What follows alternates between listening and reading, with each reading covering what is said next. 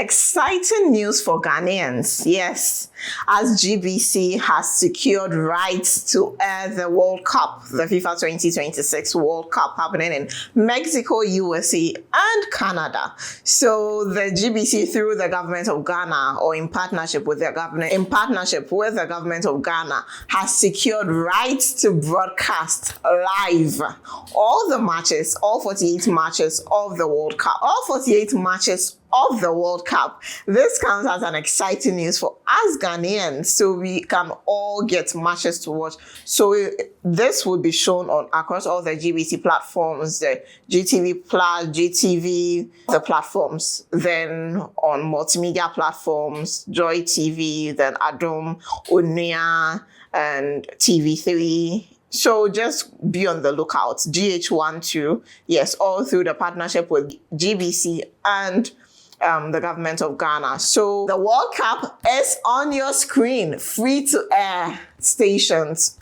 You can catch all the matches live on GBC and all free to air platforms across the country. So don't miss any match of the World Cup. Moving on to our next story. The former CEO of Maslok, yes, Sedina Tamaklo, has been extradited back into Ghana. She landed into the country yesterday and is now in the custody of the Ghana Prison Service and the Ghana Police. This follows after last year she was tried in absentia following her corruption scandals in the previous during her tenure as a CEO. She was hit with some corruption charges, but she refused to come to the country to stand trial. Tried in absentia, 10-year imprisonment was imposed on her, but she has been in the USA seeking refuge there.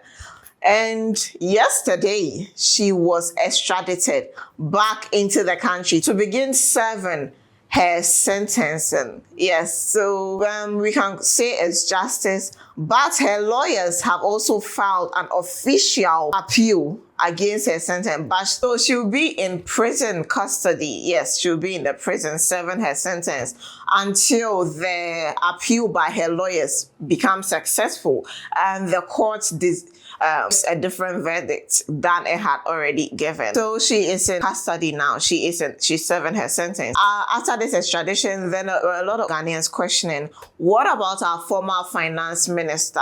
Yes, he's also been there. Ghanaians have been saying, why is he not being extradited now? But we hope this paves the way. This sort of like sets the pace for more of people in government who, after their tenure and after charges have been brought against them, run away from the country. We hope this sets a clear pace that they will be brought to the country, if need be, to answer to the people they once served. And that's all we want. We just want you to answer. It's not a target. You've not been targeted. We just need an answer because you serve the people. So if there are questions about some deals that were signed or some things that were done under your tenure in your capacity as whatever you served, you should be able to come and answer to the people you served. After all, it's just answering questions. And it's only when you are found guilty of something that the law will take its course. Moving on to our final story. More World Cup news. Yes, tomorrow is the opening ceremony and the opening match of the World Cup, the FIFA 2026 World Cup. So we can't go a day without talking about it.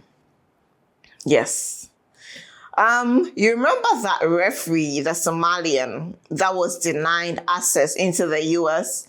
Yes, he was denied visa. Then he was given a diplomatic passport to be able to travel to the USA. Upon getting there, he was held and questioned for over 11 hours afterwards, which he wasn't allowed into the country for what we now come to know as security threats to the United States, per reports that we've read. He's back in Somalia. He came home to a rousing welcome, a hero's welcome even. And people are wondering, if he couldn't be allowed to enter the US. The World Cup is being held in 3 countries, Mexico, Canada, and the US.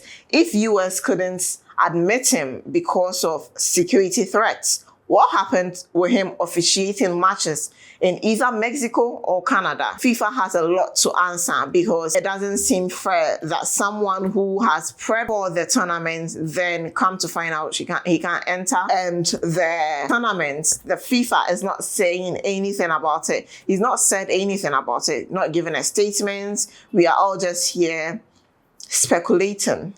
But he got back home to Somalia to a rousing welcome, and we hope that keeps his spirit alive and keeps him happy. This brings us to the end of today's episode. I hope you enjoyed it, because I enjoyed bringing you all the trending stories on the internet today. As usual, this is Snippets with me, Dede Adanki. Thank you.